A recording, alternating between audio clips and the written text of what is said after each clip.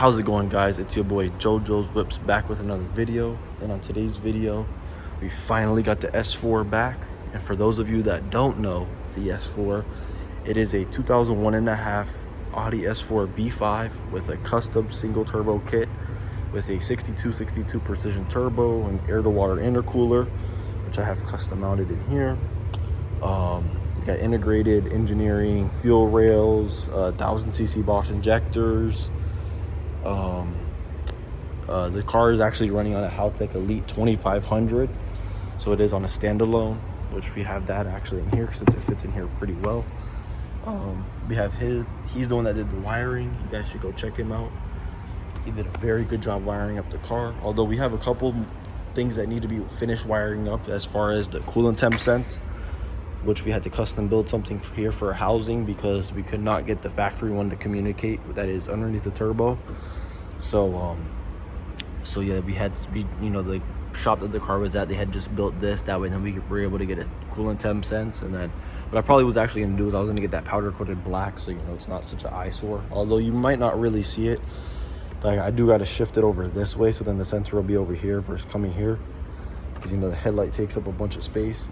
But yeah, I'm just dialing in little things with it because there is a couple of oil leaks the car does have. And then there was also a coolant leak, which I fixed that already. And I actually fixed all the oil leaks that it had. So hopefully in the next week or so, he can make it out here, because the good thing with him, he is mobile. So he can run the new wire for that sensor. And then he also is going to have to make a sensor too for the AC, so we can get that working. And then he's also a tuner as well, so then we could then fully tune the car. Because right now the car's on a startup tune, which I haven't even started it up yet myself. I actually pushed it up there on those jacks, so it was pretty hard doing that. Although I had my girlfriend she had a winch connected to here pulling it, and then I was also kind of pushing it to help as well with one of the side-by-sides we have. But yeah, the car should be running here shortly. I'm actually going to do a startup video with you guys as the first startup. And then also too, we got the IC7 screen in all wired up. So right now this car's going to look a little hectic inside because, I want to clean a lot of this stuff up before I put all my interior stuff back in the car. But there's the IC7 screen right there. And I actually have the custom cluster to put in here as well. And then also the custom wheel. Custom steering wheel, and I also got to get the custom trims. But yeah, the car is slowly coming together. And then, as you know, right here we got our water tank for the intercooler. And then this car is also on a 485. It's on a Walboro 485 pump, so we should be good on fuel. But the car is not going to make a bunch of power. I only really plan on making maybe 350. Maybe 400 horsepower with it. My biggest limit right now is the clutch. That's one thing I'm gonna have to take out after we get the car all dialed in and everything. I just want to kind of enjoy it as it is, for a little bit, and then I'm gonna end up taking the tranny out, and then I'm gonna do. I'm still up in the air with what clutch I really want to go with. Most likely a South Bend. That way, we could hold some power in here. Maybe I'll get like a 600 or 700 horsepower South Bend, and then we'll start turning up the boost. But pretty much everything is ready to be turned up pretty good. I got 1000cc injectors. The fuel pump is pretty good. But yeah, I'll show you guys some of the stuff. Got the Aeromotive fuel pressure regulator right here. It's pretty dirty because the car was outside for a little bit and it was getting worked on, and stuff was all getting splashed all up around in here. Got a blow-off valve right tucked in under here. 2.0 coils. And then the guy actually did a really good job wiring it. I actually got to, fish some of this stuff down. And that's the other thing as well I want to do too is there's a couple of little wires that I kind of want to clean up as well, because there's some wires down there that we have tucked, because we tucked everything underneath the intake manifold. But there's some wires down there that might touch the wastegate, and I don't really want that to be an issue in the future. But yeah, I'm going to get a couple more things dialed in, and then we'll do our first startup here. So give me a second, and then we'll start. All right, after I got all the leaks and everything sorted, we're gonna go for our first start.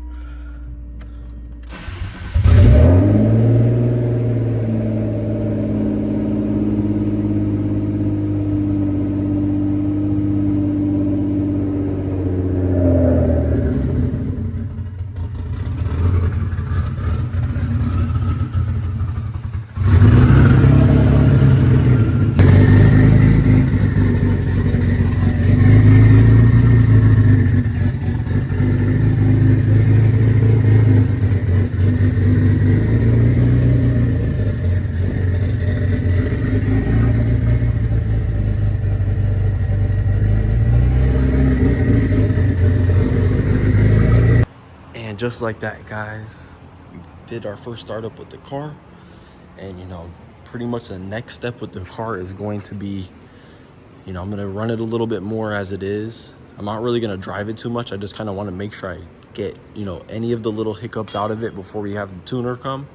And then once the tuner comes, then, you know, then we can start really pushing the car a little bit and then seeing if any issues arise or whatnot. And then if anything arises, then, you know, then we just got to go right back in and fix whatever messes up.